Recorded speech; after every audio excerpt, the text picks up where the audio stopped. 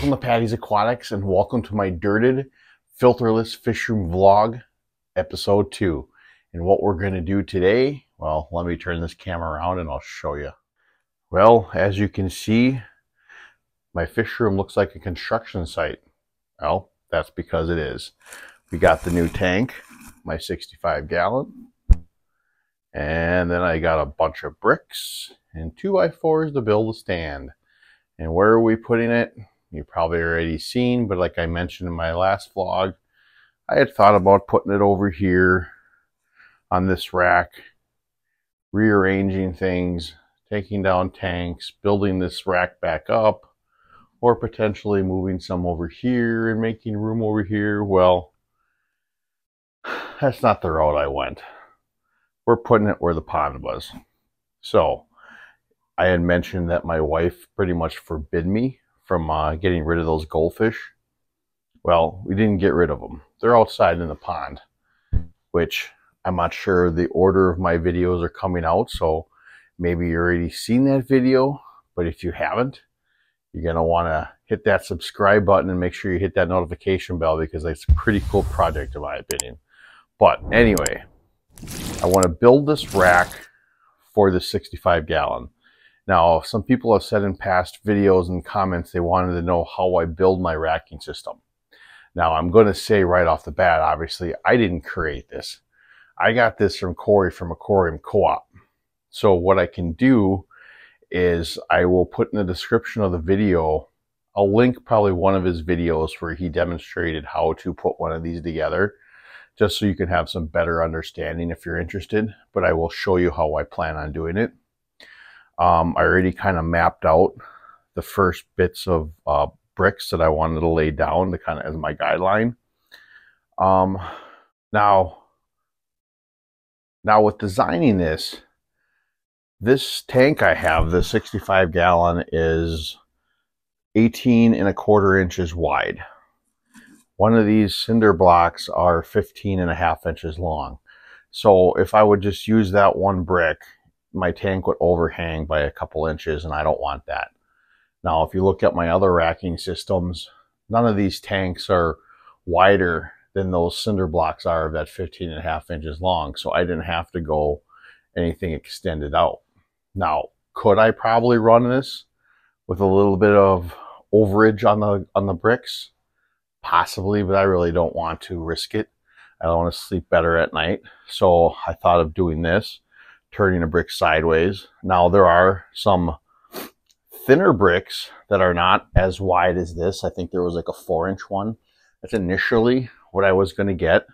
I had them in my cart at Menards, and then when I went to go order it, it said it wasn't in stock in my store till later, and I realized I had the wrong ones in my cart, but this works. The other snafu I had is, my plan with this rack is to make a double rack, okay? Is to build it up. I have 4 feet across, be able to put my 36-inch tank in the middle, build up and have a second rack on top, and that's where I eventually plan on putting those goldfish when they come in the winter. I was going to have it 48 inches wide so I could fit up to a 55-gallon tank on top of there. But when I did my math and did my figuring for this, I used these as a blueprint. These bricks on my other existing racks. These aren't as wide as the bricks I bought. They're about 2 inches off. These are 2 inches wider. So when I was trying to set this up yesterday, I started to get baffled not to understand why I couldn't get my tank to fit in the middle here. Till I realized I ordered the wrong bricks. And, well, my wife and son both said, well, why don't you just return them? Well, I realize I may seem like a lean, mean fighting machine with a physique that any man would want, but no, I was beat after carrying all these bricks down from my car, through the yard, up the deck, down the stairs. That was enough for me. So they're not leaving. I'm using what I got, and we're going to make do. But after I threw some boards down there and did some configuring, if I put the tank on there perfectly right, I might just have just enough room for one of those 5.5 inch wide cinder blocks to sit on each side to be able to still build up. We'll see after I get it on there, but that's where we're at right now. But the first thing I'm going to have to do is take this light off, because what I want to do is bring this up 3 layers high. That's going to give me enough clearance with that tank on there to be able to see it well, work on it well, and still have enough clearance above if I wind up putting on that second layer to put another tank on top before I hit the ceiling. So let me get this light off and I'll get back to you. All right, so the best thing that you can do is pre-plan where you're going to put it, exactly the space you're going to need, and you start with these first set of bricks. What I do is I'll set them down, kind of configure where I want to put them, grab a board, and then I'll kind of put them across, make sure everything lines up. I try to get them flush from the bricks on each side. And I'll just kind of use this one as my base to figure out what I want to do, because this is the most important layer of all of them, because this is where you're setting everything off of. So like I said, I set this up yesterday, so this should be all ready to go. I should just have to add on to them. And with that, you just grab another brick.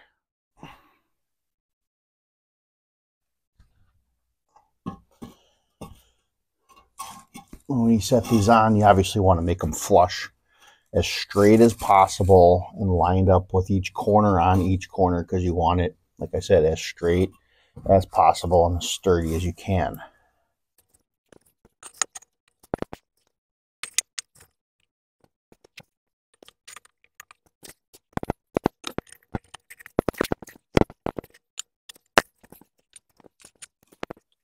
Another tip: if you put your bricks on here and they're not sitting level, it's because when they're molded or however they're cut out, you can have rough edges on top. Just take them and you rub them against another brick, and it'll sand down that surface so they sit flat. I haven't come into that yet though.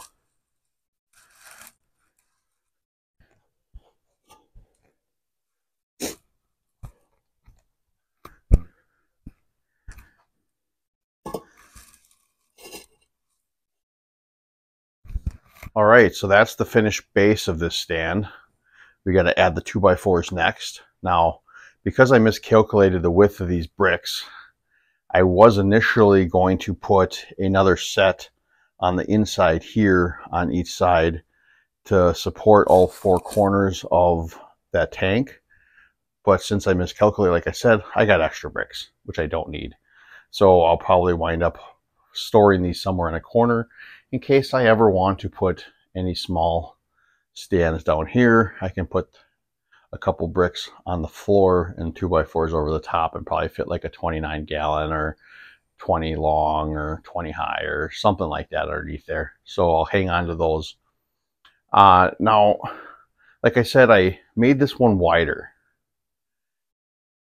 You don't need to do it necessarily like how I did with the center brace, especially with this one coming up with a 2-tier one. I just feel more comfortable. I can't remember exactly how Cory explained it in his video, so if you go back and watch that one, I think he goes 8 foot across, and you can put numerous tanks all the way across that. I feel more comfortable with that center brace in there, which limits how many tanks you can put on each one.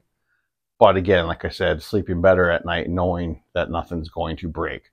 Now, another thing is when you put tanks on these stands at first, they may feel a little wobbly. You might be like, well, what the heck?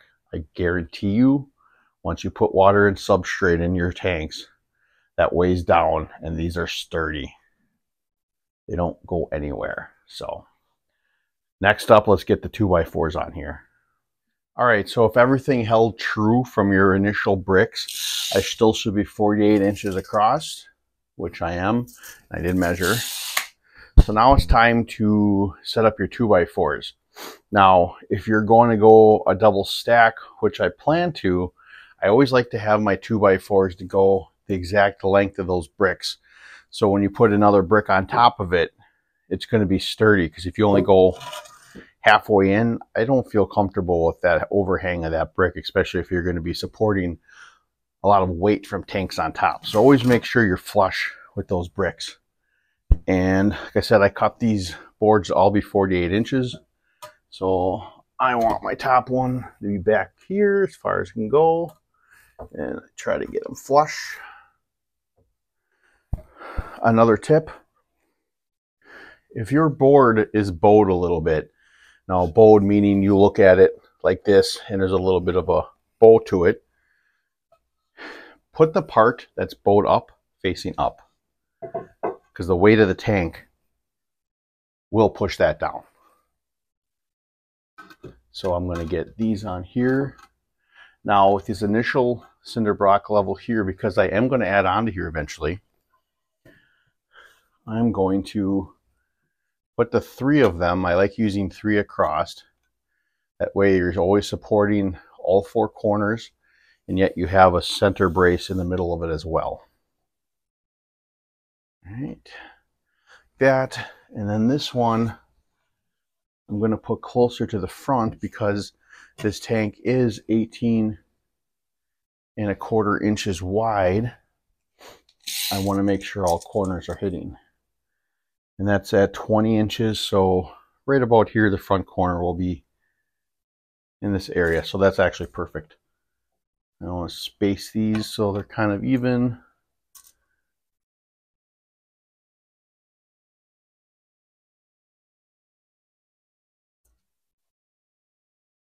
All right, next up is put the tank on here. And then yes, a fun part. Let's get the tank up onto there.